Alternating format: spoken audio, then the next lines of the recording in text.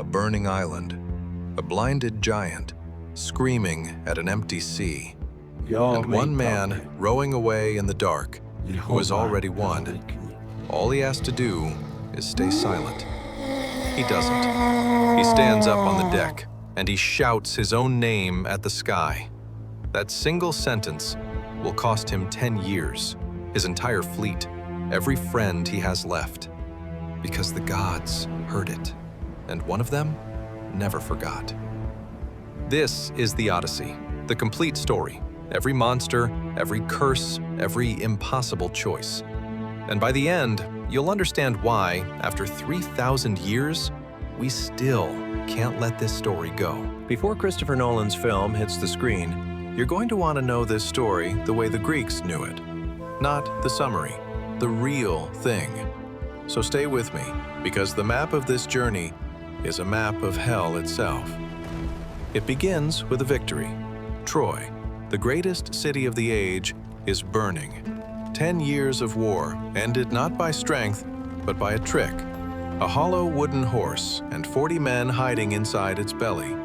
And the mind behind that trick belongs to one man, Odysseus, king of Ithaca. Here's what you need to understand about him. Odysseus is not the strongest Greek. He's not the fastest. In a world of demigods and champions, he is something far more dangerous. He is the smartest man alive. And he has one goal left, a small rocky island called Ithaca, where a wife named Penelope and a son he barely knows have been waiting for 10 years. 12 ships, 600 men. All he has to do is sail home. It will take him another 10 years, and of those 600 men, not one will make it. This is how it happens.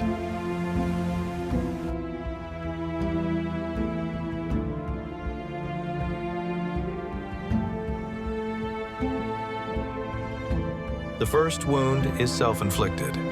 Fresh from victory, drunk on it, the fleet raids a coastal town, the Cicones. They plunder, they feast, they celebrate, and they stay one night too long. The survivors regroup, come back at dawn with reinforcements, and 72 of Odysseus's men never leave that beach. 600 becomes 528, and the sea is just getting started. A storm, sent by Zeus himself, hurls the fleet off the map. 9 days of black water, and on the 10th, an island that seems like paradise. The locals are gentle. They don't attack. They simply offer the sailors a fruit, the lotus, and every man who tastes it forgets Ithaca, forgets his wife's face, forgets that he ever wanted to go home at all. They just sit down in the sun, smiling, while everything they love slips out of their minds. Odysseus has to drag his own men back to the ships, screaming, crying, begging to stay, and chain them to the rowing benches. Remember this island. Because the Odyssey keeps asking one question over and over. What if forgetting the pain Pull them in! feels better than going home? Now! Push!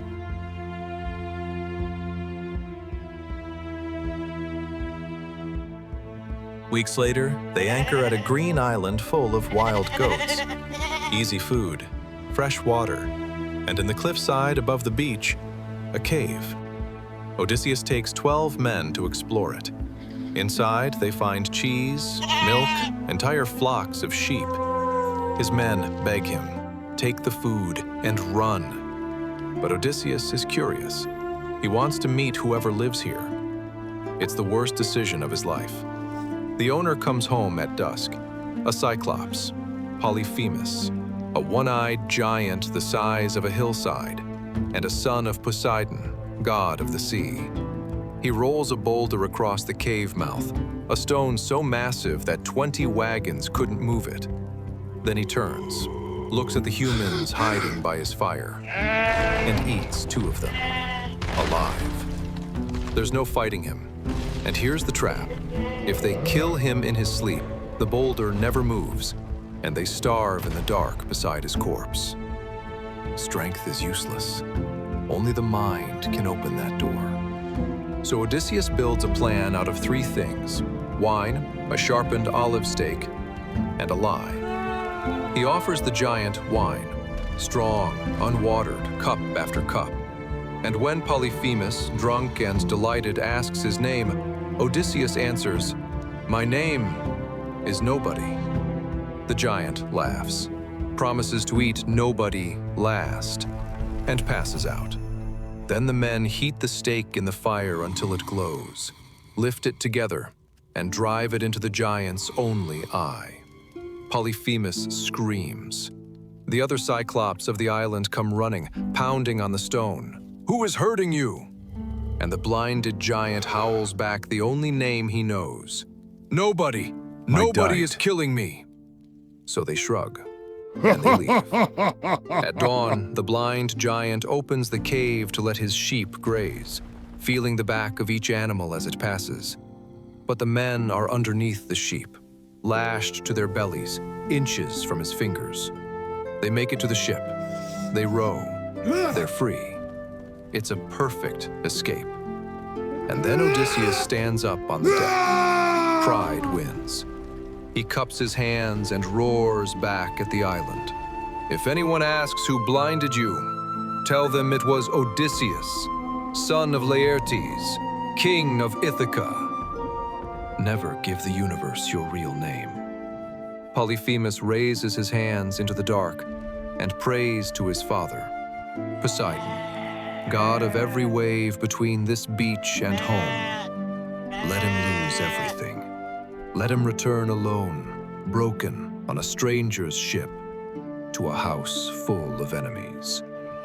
The sea itself just became his enemy, and the sea is the only road home. No!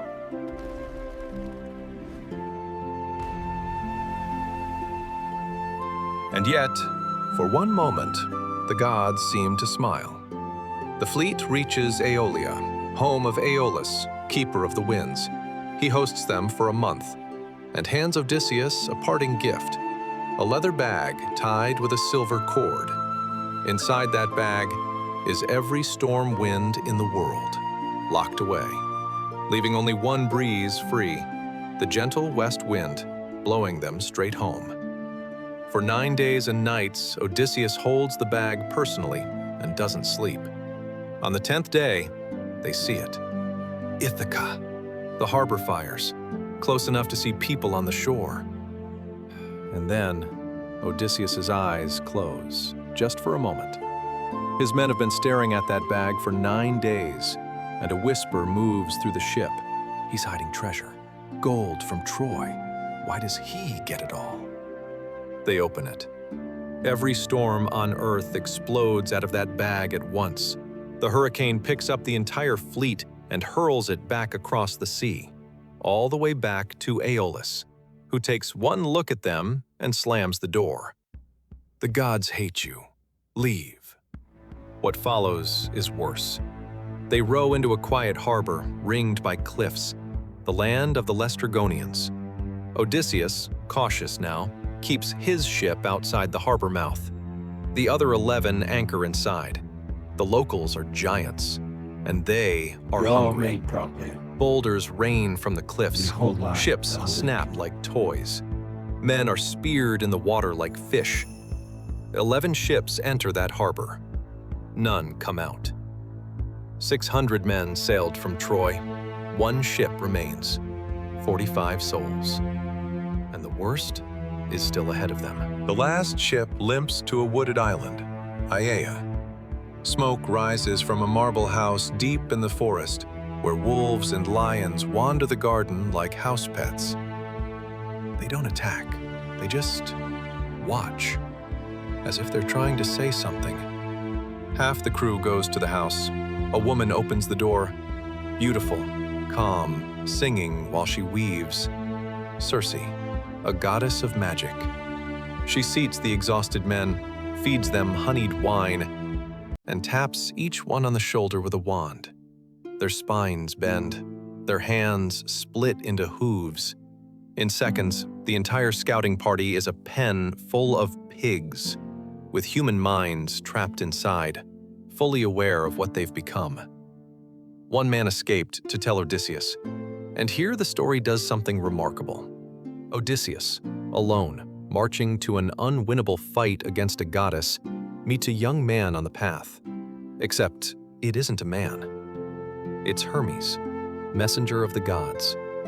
Hermes hands him a black-rooted flower called moly, proof against her magic, and tells him exactly how this will go. She'll strike, the spell will fail, and her respect for the man who beat it will change everything. It happens exactly that way. Her wand touches his shoulder. Nothing. Her spell breaks against him like water. And Circe, who has turned 100 sailors into animals, looks at this one unbreakable man and falls for him. She restores the crew, and the pig pen becomes a palace of feasts. They stay for an entire year. Not enchanted, just comfortable. The Lotus Island again, wearing a prettier face. When his men finally shake him awake, "Captain, Ithaca." Odysseus asks Circe for the way home, and she gives him the worst directions ever spoken aloud. You cannot sail home yet. First, you must sail down to the land of the dead. At the edge of the world, where the sun never rises, Odysseus digs a pit and fills it with sacrificial blood. And out of the fog, the dead come to drink. Thousands of them, gray, whispering, endless. Among them, the blind prophet Tiresias, the only soul in the underworld who kept his mind. He drinks, and he speaks the future.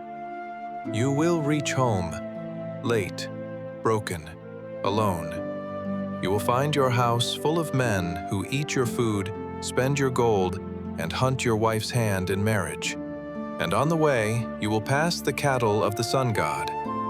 Touch them, and I promise you, your entire crew dies. Then, out of the crowd of ghosts, comes a face Odysseus doesn't expect. His mother. She was alive when he left for Troy. She tells him she died of grief, waiting for him. 20 years of an empty horizon, and it simply broke her heart. He reaches out to hold her. 3 times he tries, and 3 times his arms close on cold mist.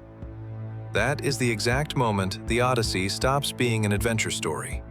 Every year at sea has a body count back home. His mother is dead. His father sleeps in rags. His wife is besieged. Time, not monsters, is the real enemy of this poem, and it is eating everything he loves.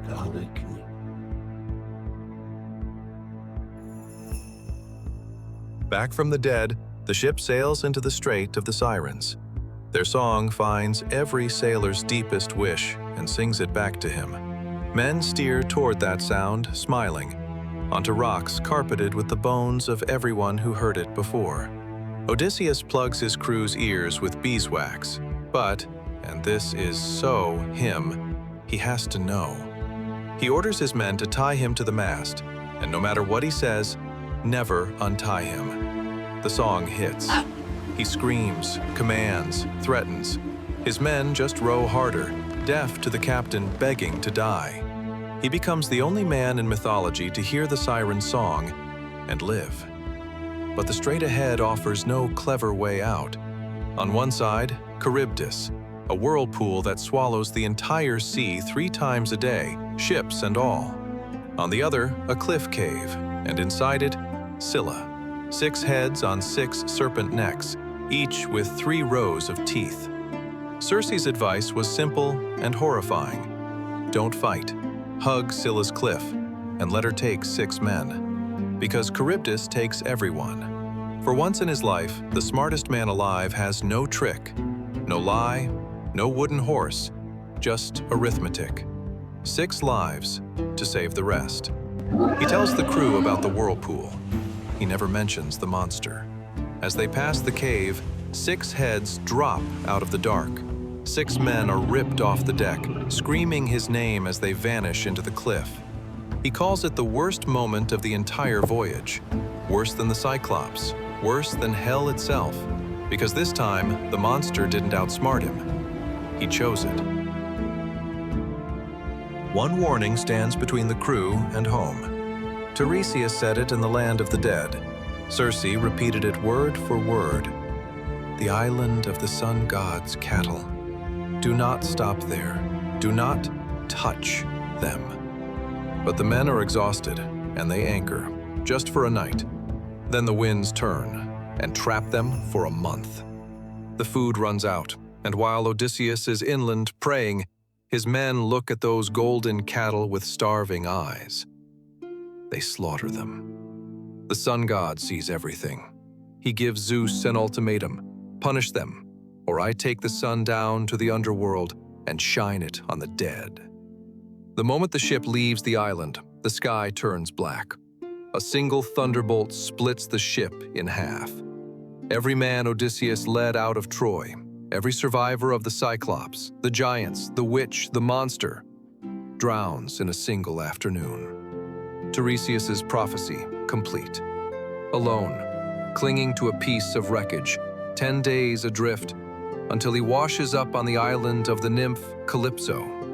She is immortal, lonely, and she decides to keep him forever.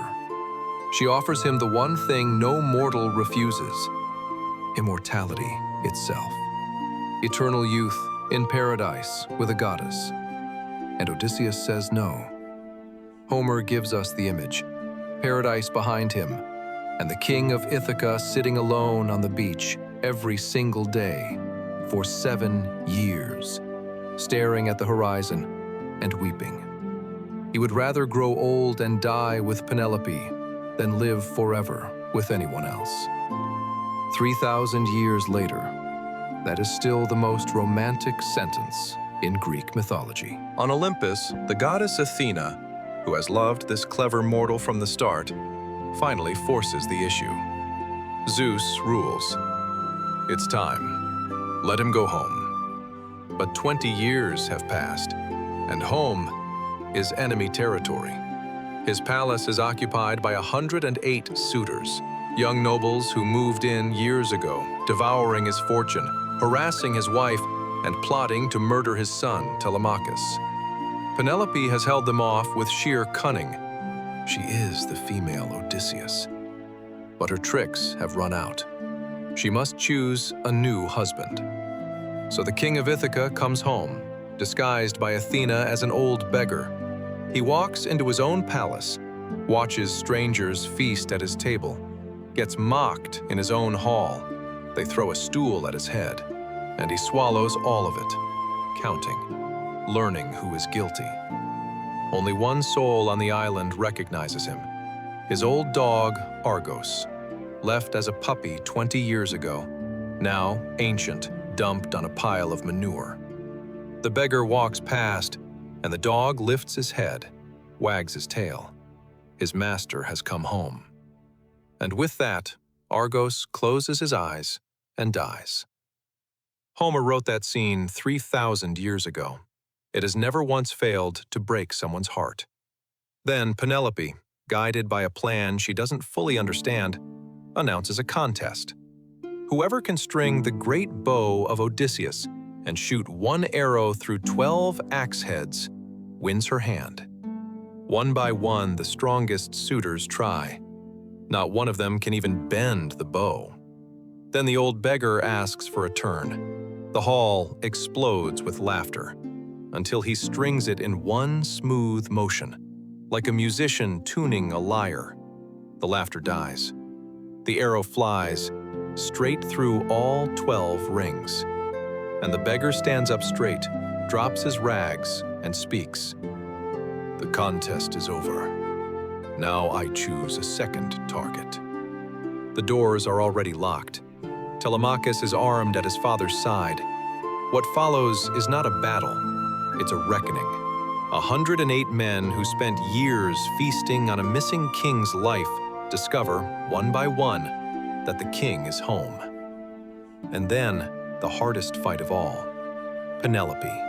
20 years of con men and false reports have made her the most careful woman alive.